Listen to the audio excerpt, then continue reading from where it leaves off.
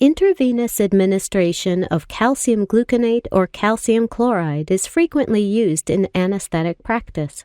However, there is still limited information on bioequivalence of the two calcium formulations. That is, which doses of the two compounds have the same effect on serum calcium rise.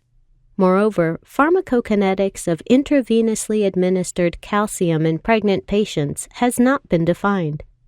To address these issues, the authors conducted a prospective bioequivalence study where patients undergoing cesarean delivery were randomly assigned to receive calcium gluconate or calcium chloride via 10-minute infusions after umbilical cord clamping.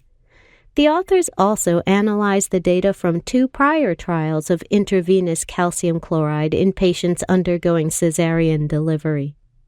Serum ionized calcium concentrations were measured. The results of the bioequivalent study showed that 3-to-1 dose ratio of calcium gluconate to calcium chloride yielded nearly identical serum ionized calcium concentration curves. Taking the data from the current study and prior trials, a 2-compartment pharmacokinetic model was developed, showing systemic clearance of 0.18 liters per minute, distributional clearance of 1.25 liters per minute, central volume of 10.9 liters, and peripheral volume of 16.5 liters.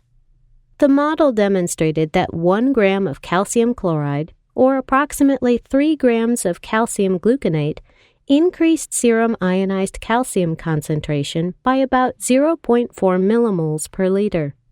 The peak calcium concentration dropped to 50% in the first 30 minutes after administration.